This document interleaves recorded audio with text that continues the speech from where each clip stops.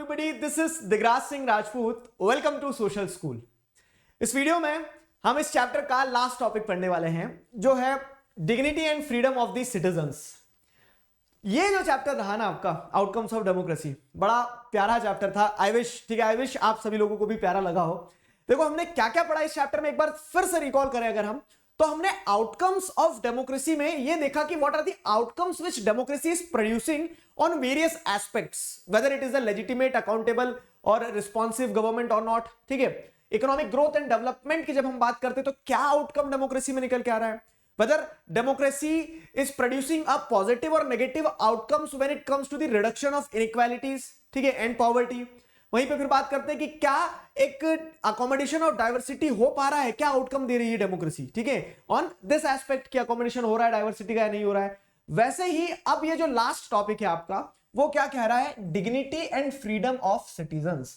तो जब हम बात करते हैं सिर्फ इस मुद्दे की कि क्या डेमोक्रेसी में इंडिविजुअल्स की डिग्निटी, ठीक है, और सिटीजंस की जो फ्रीडम है उस पे आपको पॉजिटिव आउटकम मिलता है या नेगेटिव आउटकम मिलता है, क्या डेमोक्रेसी ये इंश्योर कर पाती है, हाँ या ना. आपके मन में बोलो फटाफट, मन से जुड़े ना. हाँ ठीक है, तो इस एस्पेक्ट पे जैसे अगर देखें हम, ठीक है, तो डेमोक्रेसी से our expectation from in regards to the dignity of an individual, what are our expectations कि डेमोक्रेसी इंडिविजुअल डिग्निटी जो है, इंडिविजुअल फ्रीडम जो है उसे इंश्योर करे.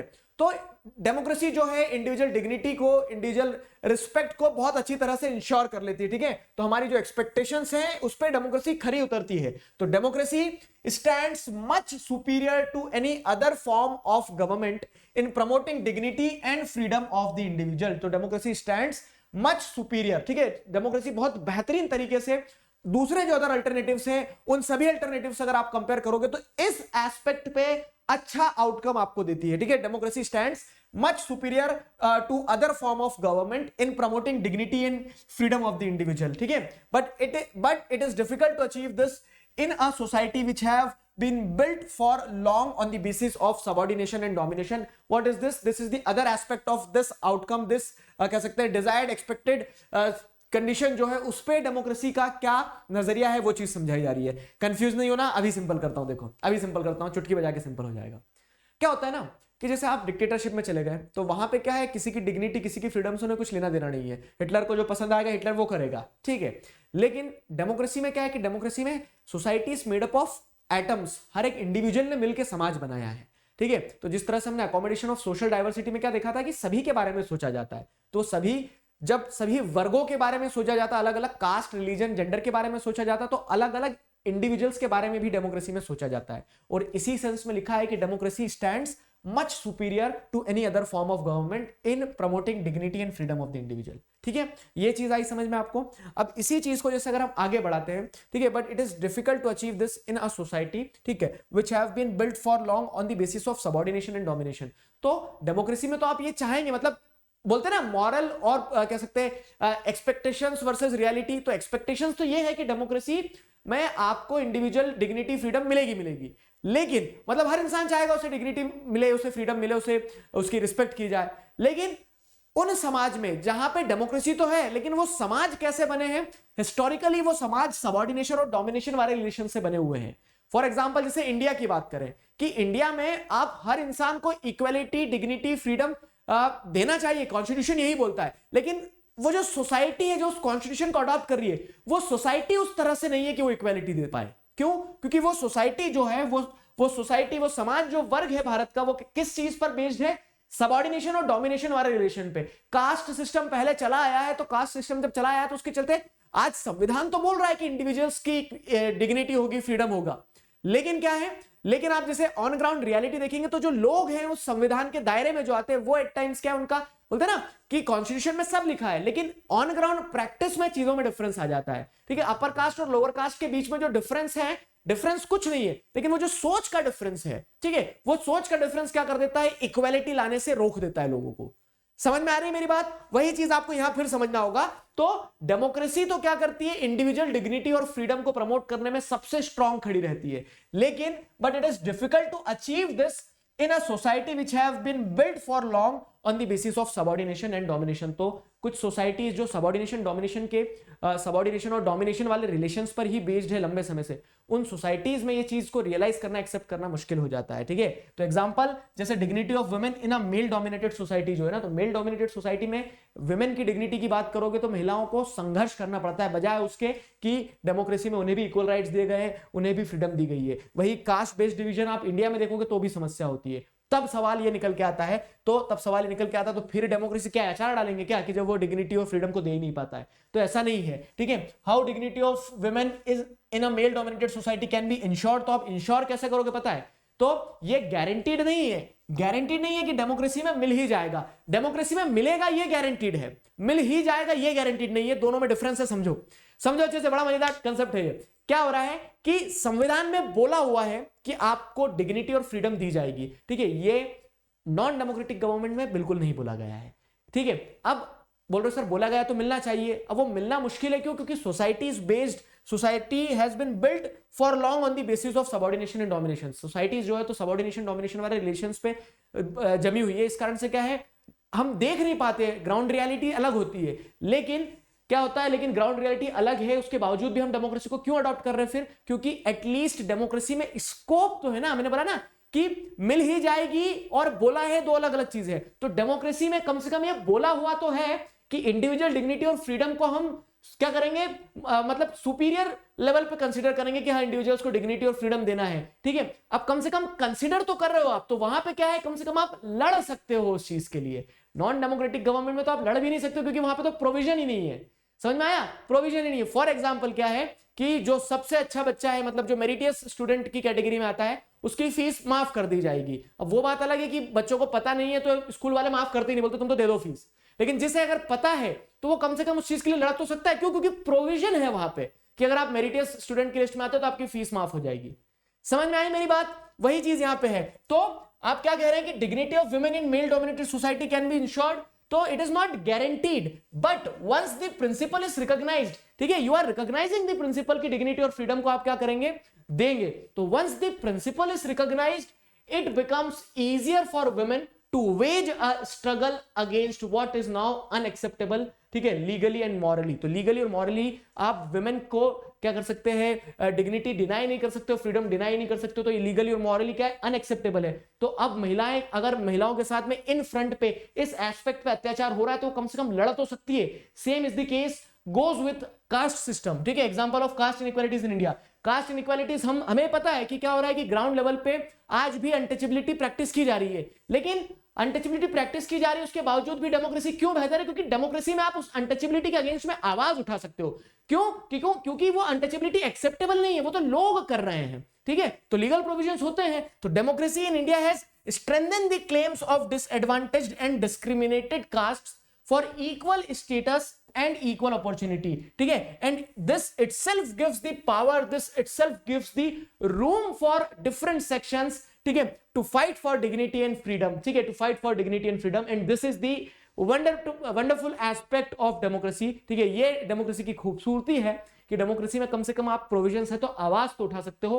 वो आउटकम कैसे प्रोड्यूस कर रही है, तो आउटकम्स आप कह सकते हो कि there are challenges, there are cases, there are instances where the dignity and freedom is not being given specifically in the societies, ठीक है, which are based on subordination and domination, ठीक है। लेकिन still democracy is better than other form of government because, ठीक है, once the provisions, once the principles are recognized, you can claim for them, ठीक है, आप क्लेम कर सकते हैं। तो ये women वाला और कास्ट वाला एग्जांपल से समझ में आया।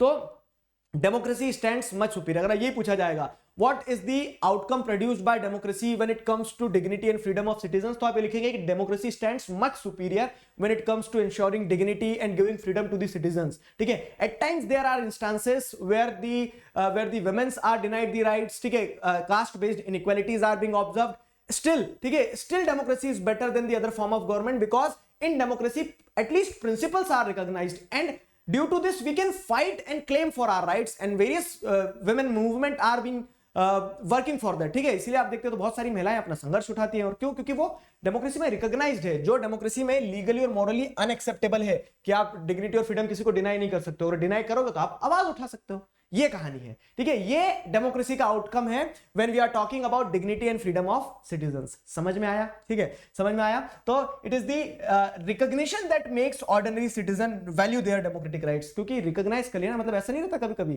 कि आपको किसी इंसान का सपोर्ट नहीं मिल रहा है, लेकिन उसने बस बोल भर दिया है ना अगर कि तुम जाओ मैं सपोर्ट करूंगा, तो वो बोल भर देना कभी कभी क्या हो जाता है पता है, वो बोल भर देना आपको उत्साह से भर देता है। दैट इज द पॉइंट, ठीक है, that is the point. Just an example, अब मैं उम्मीद कर रहा हूं आपको चीजें कनेक्ट हो पा रही, समझ पा रहे हो आप, ठीक है, समझ पा रहे हो। अब क्या है आगे देखो, most distinctive thing about democracy is that its examination never gets over, ठीक है। जो सबसे डिस्टिंक्टिव चीज है डेमोक्रेसी के बारे में वो ये है कि डेमोक्रेसी का टेस्ट कभी खत्म नहीं होता है। It is a type of conclusion, ठीक है, यू हैव टू अंडरस्टैंड। और क्वेश्चन यही बनता है यहाँ पे कि व्हाई द एग्जामिनेशन, ठीक है, why the examination for democracy, examination of democracy never gets over, ठीक है। तो democracy is continuously on test, मतलब democracy is like a moving target. Moving target समझते हैं ना कि एक टारगेट तो ये कि निशाना लगाना है, तो यहां से डार्ट वो फिक्स है, वहां पे निशाना लगाना है तो आसानी से लग जाएगा, लेकिन अब वो डार्ट भी मूव कर रहा है तो आपको क्या है, आपको और तेज धुरंधर होना पड़ेगा वहां पे, ठीक है। वही चीज ये भी है कि क्या most distinctive thing about democracy is that its examination never gets over. कैसे? तो as people get some benefits of democracy they ask for more and want to make democracy even better, ठीक है। तो एक बार क्या होता है, लोगों की कुछ एक्सपेक्टेशंस पूरी हो जाती है तो वो और चीजें डिमांड करने लगते हैं, ठीक है। तो as people get some benefits for democracy from democracy of democracy they ask for more and want to make democracy even better. इसका एक एग्जांपल देता हूं बहुत अच्छी तरह से। पाकिस्तान में क्या है आज, डेमोक्रेसी एक तरह से कह सकते हैं कि डेमोक्रेसी जो है लड़खड़ा रही है, खड़ी हो जाए वही बहुत है। अब अगर मान लो कल को वहां डेमोक्रेसी खड़ी होगी तो इसका मतलब ये नहीं कि उन्होंने बस सब कुछ अचीव कर लिया। आज उन्होंने डेमोक्रेसी को खड़ा कर लिया तो कल वो एक्सपेक्ट करेंगे क्या कि डेमोक्रेटिक इंस्टीट्यूशन जो है वो और ट्रांसपेरेंट हो, ठीक है, इलेक्शंस रेगुलर हो। समझ में आ रहा? आज तो मतलब जैसे आज आप क्या कह रहे हैं कि आज वहां पे तो कुछ सिस्टम ही समझ नहीं आता है, लेकिन कल को अगर वो सिस्टम स्टैब्लिश कर देंगे तो उस सिस्टम को और बेहतर करने की कोशिश करेंगे। जैसे यूएसए है तो यूएसए में क्या सब कुछ डेमोक्रेटिक, कॉन्स्टिट्यूशन, इंस्टीट्यूशन भी मजबूत है, सब कुछ है। तब आप क्या करेंगे, उन इंस्टीट्यूशंस को डीप डाउन स्ट्रांग करने की कोशिश करेंगे।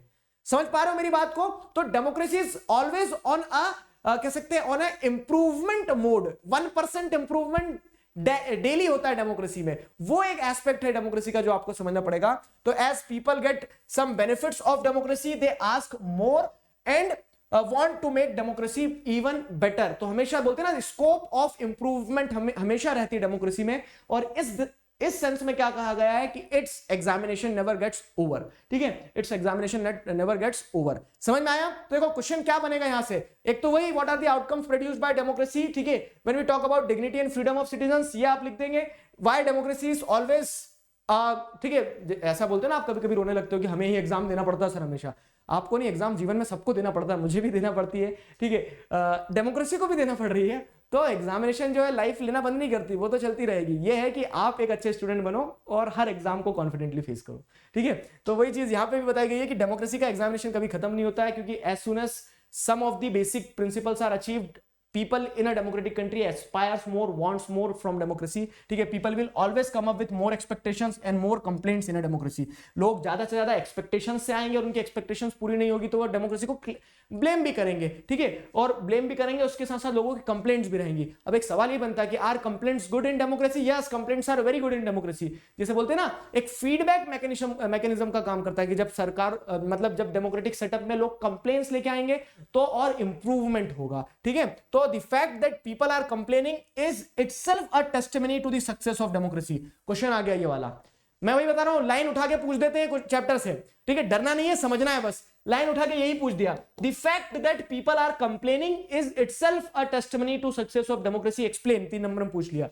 तो अब क्या हो रहा है कि in a democratic country democracy is always on a continuous test. Introduction दे दो थोड़ा सा, ठीक है, कंटिन्यूअस टेस्ट। और उसके बाद में क्या होता है, once the certain expectations are achieved people set new benchmarks of the expectations. लोग नए एक्सपेक्टेशंस रख देता है, ठीक है, लोग नए एक्सपेक्टेशंस रख देते हैं। लोग क्या करते हैं, एक्सपेक्टेशंस के साथ साथ कंप्लेंट्स भी रखते हैं, ठीक है। एंड पीपल आर कंप्लेनिंग, ये जो चीज बताई गई, पीपल की कंप्लेन ही अपने आप में क्या है, एक टेस्टिमनी है for the success of democracy. क्यों? क्योंकि लोग कंप्लेन तभी करेंगे जब लोग इंटरेस्ट लेंगे, और लोगों का इंटरेस्ट लेना डेमोक्रेसी में मतलब डेमोक्रेसी सशक्त है, वहां पे डेमोक्रेसी मजबूत है। ठीक है, तो लोगों का कंप्लेन करना क्या दर्शाता है? It shows that people have developed awareness, लोग जागरूक हो गए हैं। ठीक है, और आप ध्यान करोगे तो पॉलिटिकल पार्टीज वाले चैप्टर में एक चीज हमने पढ़ी थी क्या, कि कैसे रिफॉर्म किया जा सकता है, कि people those who are willing to reform, those who are wanting reform should be willing to participate in that process। ठीक है, तो क्या है कि जो लोग अवेयर होंगे ना, जितना अवेयर सिटीजन होगा उतनी वाइब्रेंट डेमोक्रेसी होगी उस देश की। ठीक है, तो क्या होता है कि यहां पे जैसे आप देख रहे हैं, people are complaining is itself a testimony, तो आप बोलोगे yes, because it shows that people have developed awareness and the ability to expect, ठीक है, and to look critically at power holders and the high and mighty. ठीक है, जब लोग complain कर रहे हैं मतलब उनके अंदर वो अवेयरनेस आ गई, उनके अंदर वो एबिलिटी आ गई कि वो पावर होल्डर्स के सामने, हाई एंड माइटी जो डेमोक्रेसी में नेता है बड़े बड़े, ऐसा लगता है इनके सामने हम कैसे बोलेंगे, जब लोग उनके सामने आवाज उठाना सीख जाएंगे तब हम बोलेंगे कि हाँ डेमोक्रेसी जो हो रही है वो सक्सेसफुल हो रही है, एक सक्सेसफुल आउटकम प्रोड्यूस हो रहा है। ठीक है, तो दिस वाज द स्टोरी, ये कंक्लूजन था ये वाला जो स्लाइड हमने पढ़ा। बाकी मैं उम्मीद करता हूं आपको सारे टॉपिक्स क्लियर हो गए। तो भैया हमारी कहानी जो थी वो यहां पे होती है समाप्त। ठीक है, a sense of relief I can't express in words. जी हाँ, मैं सच कह रहा हूं, चैप्टर कंप्लीट हुआ है। ठीक है, तो आप भी कुछ इसी तरह से नाचो गाओ, ठीक है, फ्लैक्स मारो, मैं भी कुछ इसी तरह से फ्लैक्स मारूंगा। क्यों? क्योंकि देखो अब कुछ मन की बात कर लेते हैं। हमारा टर्म 2 जो है, टर्म 2 में जो जो चैप्टर्स आने थे वो मैंने आपको इस चैप्टर के साथ में सारे कंप्लीट करवा दिए। फाइन, टर्म 2 में जो आपके चैप्टर आना है टर्म 2 बोर्ड एग्जामिनेशन में, वो सारे चैप्टर्स हमारे कंप्लीट हो गए। तो यहां तक आए हैं, यहां पहुंचने के लिए नहीं, यहां से और आगे जाने के लिए। तो आप आपके एंड पे आप सब पढ़ के रखो। हम क्या करेंगे, हम अगले सीरीज से चीजों को तैयार करते हैं। अब हमारे पास क्वेश्चन है, अब हमारे पास रिवीजन है, अब हमारे पास डाउट सॉल्व करना है, बहुत सारी चीजें हैं। ठीक है, तो मतलब थक जाते हो तो बैठ जाओ, आराम कर लो, लेकिन रुको मत, उठेंगे आगे, फिर और आगे बढ़ेंगे। ठीक है, तो अभी के लिए साइन ऑफ करते हैं। I hope you enjoyed the journey, I hope you enjoyed this video, I hope you enjoyed the chapter. Stay connected, keep learning, signing off with this together, we can, we will. Thank you very much.